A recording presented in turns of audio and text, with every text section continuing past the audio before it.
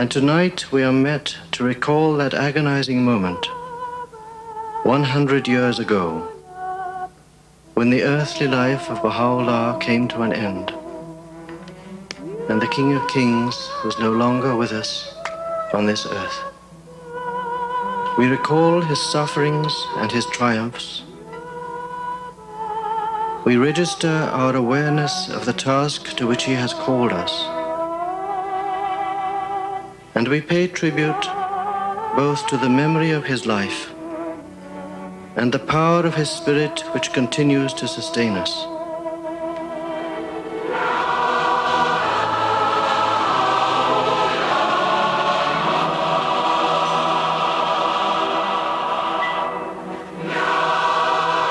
People everywhere commemorate anniversaries of important events.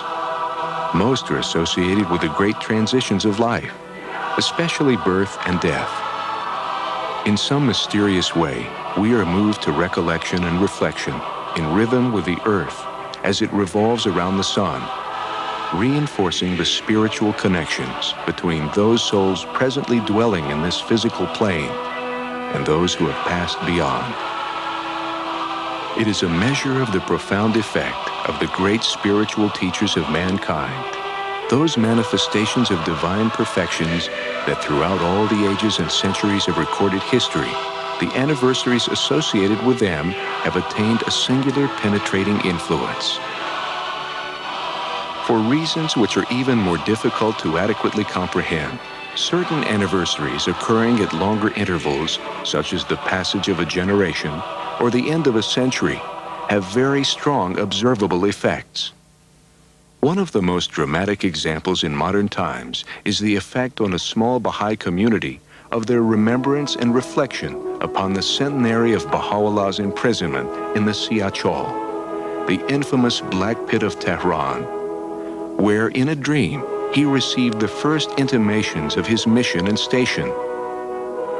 The guardian of the faith, Shoghi Effendi, called for the observance of a holy year and the initiation of a 10-year global crusade to befittingly mark the occasion.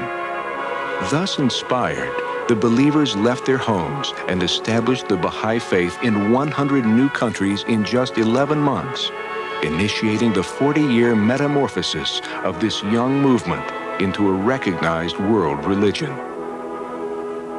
Upon the first of these Baha'i pioneers to settle in each of the Virgin Territories, Shoghi Effendi bestowed the honorific title of Knight of Baha'u'llah and recorded their names on a majestic scroll of honor. On May 27, 1992, more than 100 of those Baha'i teachers, so honored, gathered in the grand concourse of the seat of the Universal House of Justice in the presence of the Hands of the Cause of God, the members of the Universal House of Justice, and counselors from around the world. But I mean, when you think of the beginnings, and then you think of what we're celebrating here today, the Knights of Baha'u'llah who conquered the whole planet, the Knights of Baha'u'llah who went and did what the Baha'u'llah had planned, obviously, what Abdul Baha would have loved to have lived to see, and what Shoghi Effendi put in motion, and which the House of Justice has carried to a glorious conclusion. Following the reception, the scroll was placed in a special cylinder in preparation for its final interment the following day beneath the threshold of the entrance to the shrine of Baha'u'llah at Bahá'í. This is both a symbol and a promise. A symbol registering the reality of a clear response at a critical time to the duty laid upon us by the Lord of hosts to diffuse his teachings among all peoples. A promise that the commitment so dazzlingly displayed by these intrepid pioneers will be reaffirmed by generations of their successors, ensuring that the light of Baha'u'llah's revelation, shining in all its power and glory, will have suffused and enveloped the entire planet. It was the great opening event of the commemorations marking the centenary of the ascension of Baha'u'llah and the inauguration of his covenant. Each country was invited to send a delegation of 19 to the gathering. The resulting assemblage of nearly 3,000 people from all races, nations, and cultures was in itself a compelling testament to the global character of the Baha'i faith and clear evidence that the seed sown by the Knights of Baha'u'llah 40 years earlier and nurtured by thousands of pioneers and traveling Baha'i teachers had indeed found fertile soil. For 2 days, the group paid homage to the Lord of the Age, gathering again at Bahá'í on the evening of the centenary of his ascension, wrapped in prayer and meditation until dawn. Concurrent with these events, every community in the Baha'i world gathered in the pre-dawn hours, sharing the same devotional program in a 24-hour outpouring of love and respect that encircled the earth. In each land, the commemorations took on their own textures as the Baha'is found the most culturally meaningful ways to express their devotion and respect. As this process continued across the time zones, the believers gathered in the Holy Land were taken to the foot of Mount Carmel. First, they climbed the 9 lower terraces to the shrine of the Bab, paying their respects to the martyred herald of the new revelation. Continuing on up the path of the Ark, past the International Archives, the pilgrims approached the seat of the Universal House of Justice, where, as a final gesture of reverence and respect, they were admitted in small groups to view the portrait of Baha'u'llah. The passing of Baha'u'llah in this room on May 29, 1892, was an event of indescribable sadness to his loved ones. The historian Nabil was so disconsolate, he drowned himself in the sea. Yet through the provisions of the covenant of Baha'u'llah, the unity and leadership of the Baha'i cause remained intact, giving rise over the next 100 years to its unique, world-embracing administrative order.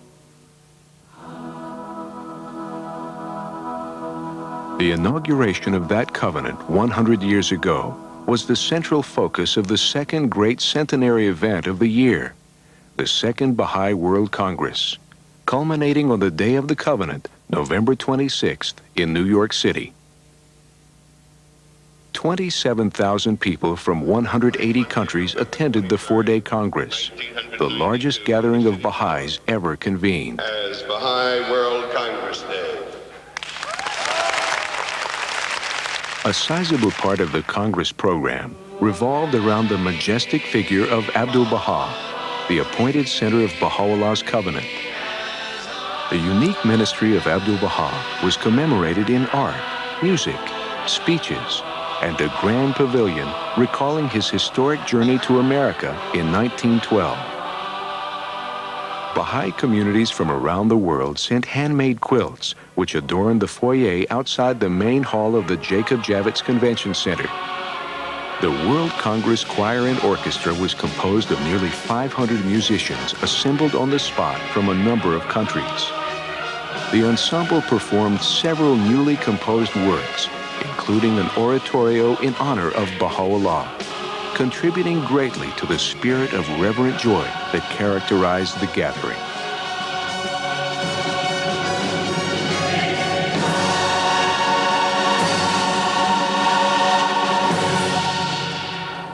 Journalists from several countries showed great interest in the proceedings. Outside the daily plenary sessions, more than 100 additional events were scheduled in 8 locations, including 2 concerts in New York City's Carnegie Hall. On the 4th day, the Congress was open to the world by means of a satellite broadcast, which was received in more than 50 countries. The first half of the 4-hour broadcast presented highlights of the Congress. Then the broadcast went live to the main hall for coverage of the closing session of the Congress. Moscow, Russia, are you with us? The satellite broadcast established live linkages between the Baha'is gathered in New York with 9 additional sites around the world. The transmission was broadcast on national television in several countries, reaching millions of viewers. The culminating event of the Congress was the first ever live transmission to a worldwide audience of a message from the Universal House of Justice, which addressed the world directly from its seat on Mount Carmel. Sublime emotions surge in our hearts as we survey the dramatic history and amazing progress of these 100 years. At the time of the passing of Baha'u'llah, the Baha'i community was contained within the borders of no more than 15 countries, the vast majority of its members living in his native Iran. The community now embraces the entire planet. We rejoice at the spirit of unity, which is evident in its steady consolidation through the workings of the administrative order to which the covenant has given birth. Our accumulated experience has clearly demonstrated the efficacy of the covenant. The genuine unity it induces greatly encourages our expectation that all of humanity can and will be united.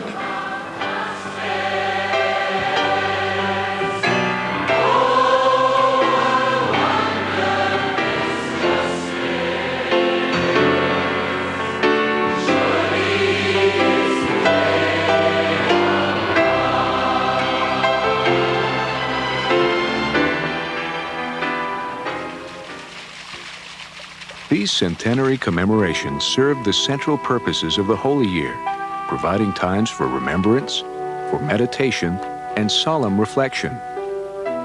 Out of this inner encounter of a fundamentally spiritual nature emerge new levels of dedication and action. The Holy Year was launched at Rizwan with the formation of 12 new national and regional spiritual assemblies, most in countries long closed to the faith, bringing the total number to 165. Brazil was host to two highly significant activities early in the year. On May 29th, the Federal Chamber of Deputies convened a 2-hour-long solemn plenary session to pay formal homage to Baha'u'llah on the 100th anniversary of his passing.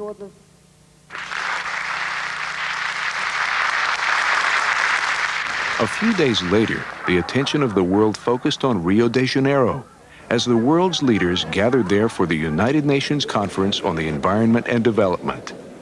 The Baha'i international community was one of very few non-governmental organizations invited to address the plenary sessions of the Earth Summit. Baha'is were also involved in many highly visible ways in the associated activities of the Global Forum. The Brazilian Baha'is made a unique contribution by constructing an impressive monument bearing quotations from the writings of Baha'u'llah. The hourglass-shaped structure was dedicated at the close of the conference in a special ceremony in which vials of earth from the participating countries were poured into the hourglass and sealed beneath the greatest name. In Dublin, Ireland, Baha'is sponsored a well-planned conference on a new world order, the environment and development. In the Gambia, some 1,000 inhabitants of 9 Muslim villages became Baha'is, including the village chiefs and elders. Baha'is of Germany worked for a year to create a traveling exhibition dedicated to Baha'u'llah and his writings. The exhibit juxtaposed excerpts from the writings of Baha'u'llah with original paintings reflecting the chosen themes. Prince Alfred of Liechtenstein visited Japan at the behest of that country's National Spiritual Assembly. His 15 lectures in 10 cities were attended by several thousand people. Audacious Bulgarian Baha'is organized a day-long orientation to the faith for the press, which was attended by a dozen journalists and subsequently covered in print and on both national television channels. Off the Atlantic coast of Africa, Knight of Baha'u'llah, Elise Linnell, began the Holy Year by returning to visit the island of Sao Tome, where as a young woman, she traveled and courageously taught the faith, earning a place on the Guardian's Roll of Honor. Baha'i youth were especially active during the Holy Year. The European Baha'i Youth Council used a week-long conference in Czechoslovakia to organize 14 teams of youth who devoted the entire year to travel teaching throughout the continent. Italian Baha'is rode 500 kilometers by bicycle to present information on the faith to officials in 31 cities in the southern region of Puglia. The youthful participants of the Marian Jack Project traveled by every means available and helped strengthen new communities and spiritual assemblies from St. Petersburg to Vladivostok. In Siberia, the summer school at Lake Baikal was crowded with more than 250 participants. Increasing numbers of youth engaged in a year of service as seen in this documentary produced by 2 American Baha'i youth as their own year of service project. Health for Humanity, an organization of Baha'i health professionals, was formally chartered to engage in service across national borders.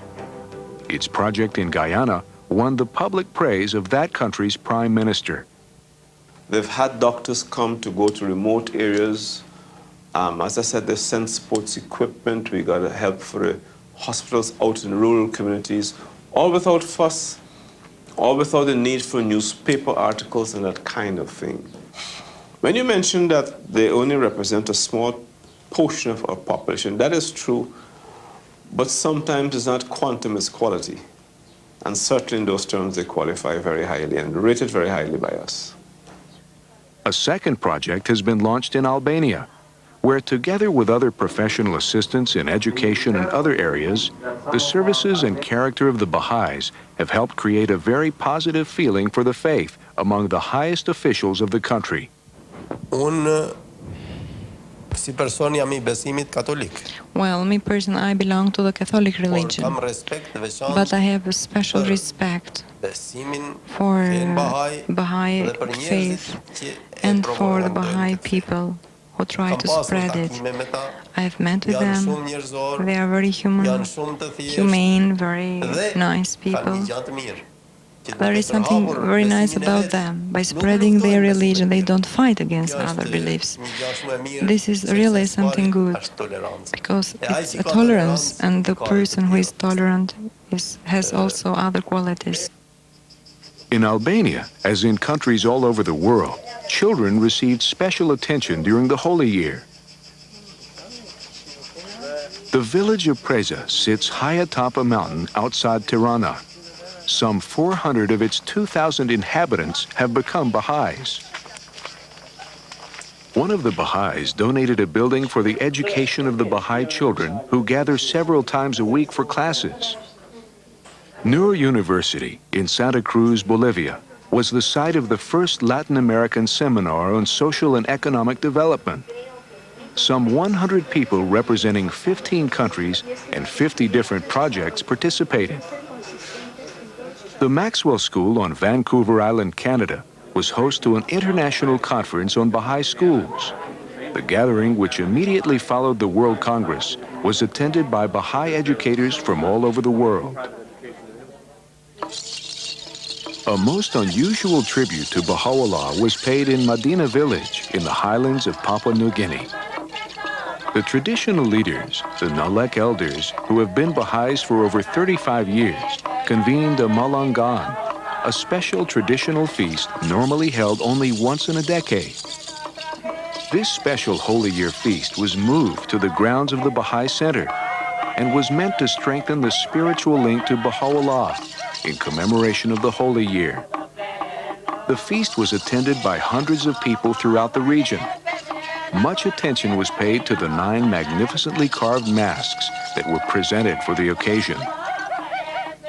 This rare ceremony served to identify the Baha'i Center henceforth as a sacred place and created a strong sense of a spiritual tie of kinship to Baha'u'llah for the entire population of the area. At the British Museum, perhaps the world's foremost repository of the artifacts of human civilization, the Hand of the Cause of God, Amatul Baha Ruhiya Khanum, was invited to the opening of an exhibit of Baha'i manuscripts, including a number of the original tablets of Baha'u'llah. The islands of Trinidad and Tobago recognized the faith with a postage stamp at the outset of the year. The government of Israel issued a commemorative stamp with the seat of the Universal House of Justice, accompanied by an opening day cancellation featuring the logo of the Second Baha'i World Congress. At the University of Maryland in the United States, the position of Baha'i Chair for World Peace was endowed and formally inaugurated An office for the advancement of women was established within the Baha'i international community at the behest of the Universal House of Justice.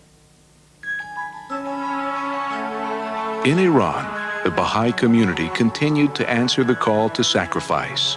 In Geneva, the United Nations Commission on Human Rights made public a secret memorandum from Iran's Islamic Revolutionary Cultural Council, which detailed a specific plan for the destruction of the Baha'i community in Iran. The United Nations Office of the Baha'i International Community in New York spearheaded a campaign of public information to inform the world of this document, which received the written endorsement of both the President and Supreme Ayatollah of Iran. Public reaction was swift and strong. The Iranian policy is reprehensible and chilling. It's another reminder that the forces of intolerance and bigotry remain strong in the world and seek to grow even stronger with this kind of evidence that's before us. To me, it is a document that confirms an Iranian blueprint to destroy the cultural roots of Baha'is both inside and outside Iran, and is tantamount to a program of cultural genocide. If Iran is ever to enjoy normal relations with the free world, it will have to exhibit a far greater acceptance of freedom of religion than has ever been the case in revolutionary Iran. A Baha'i, no less than any other human being, is entitled to the right to life, liberty, and the pursuit of happiness. Meanwhile, work on the Ark and Terraces projects on the side of Mount Carmel continues apace, despite increasing tensions in the country. The lower terraces and excavations for the Center for the Study of the Texts moved toward completion. On December 9th, work was initiated on Phase 3 of the project, which includes excavation of the site for the International Teaching Center and the upper terraces to the Shrine of the Bab. In Turkey, Baha'i travelers were again able to visit the house occupied by Baha'u'llah during his stay in Istanbul, as restoration and preservation work was completed. At year's end, the Russian government recognized the Regional Spiritual Assembly of the Baha'is of Russia, Georgia, and Armenia as the legal head of the faith. Formerly, all legal matters had to be submitted to a commission of the Supreme Soviet. Now, many issues like registration of local spiritual assemblies will be referred to the Regional Spiritual Assembly for approval. While visiting London in 1912, Abdu'l-Baha pointed out that contemplation and meditation enable the human intellect to discern the reality of things and to bring forth the sciences and arts. Thus, it is not surprising that the intensified level of reflection occasioned by the twin centenaries of the Holy Year should be associated with a profusion of artistic and literary output in the Baha'i world. New films aim to introduce Baha'u'llah to new audiences. That he was exiled on foot and dispossessed of all across the mountains from Tehran to Baghdad. In Zaire, the Philippines, and Canada, major concerts and music festivals drew large audiences. Danny Seals, a popular American country music artist, drew media attention with the strong message of his new music video, We Are One. The song and video are an important contribution to the ongoing struggle to establish race unity in America.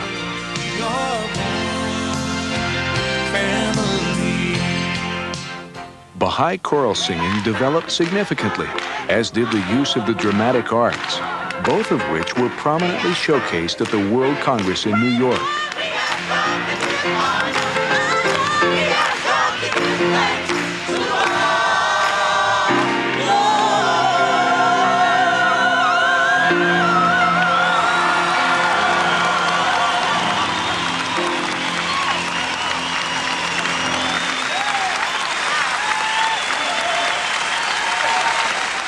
Numerous distinguished publications appeared on the themes of the Holy Year. In Japan, The Vision of Baha'u'llah was published and distributed by a commercial publishing house, giving it a wider audience than any previous Baha'i publication in that country. The unique power of the Baha'i covenant is clearly revealed in the Ministry of the Custodians, an account of the stewardship of the hands of the cause of God, with an introduction by the hand of the cause of God, Amatul Baha Ruhiya Khanum. The volume thoroughly documents the period between the passing of Shoghi Effendi in 1957 and the election of the Universal House of Justice in 1963, when the affairs of the faith were entrusted to the hands of the cause of God. Never in human history has a world religion been put in the position that we were in 1957, and not that much schism, which is extraordinary. It shows how tightly woven the fabric of the Baha'i religion was, and its administrative order and its institutions by Shoghi Effendi, that nobody could make a tear in it. The quality of humility and detachment demonstrated by the hands of the cause during this difficult period is without parallel in religious history. This volume sheds clear light on their work and is an invaluable addition to the primary literature of the faith. For years to come, it is certain that those who engaged in the centenary commemorations of the Holy Year will look back and count these as important milestones in the worldwide development of the Baha'i faith. However, even at the distance of 100 years, we stand too close to these momentous events to fully comprehend their import. This is especially true of the last great event of the Holy Year, the release on March 21st of a copiously annotated English-language translation of the Kitab-i Aqdas, the most holy book of Baha'u'llah's revelation. Revealed in this simple upper room in the house of Udi Kamar, it was described by the Guardian as that priceless treasury enshrining for all time the brightest emanations of the mind of Baha'u'llah, the charter of his world order, the chief repository of his laws, the harbinger of his covenant.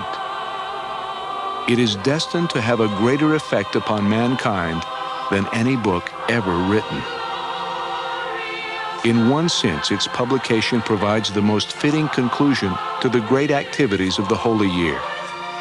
In another, it seems likely that all the transformations and changes wrought by the centenary activities are but a prologue to the transforming energies it will release into the world.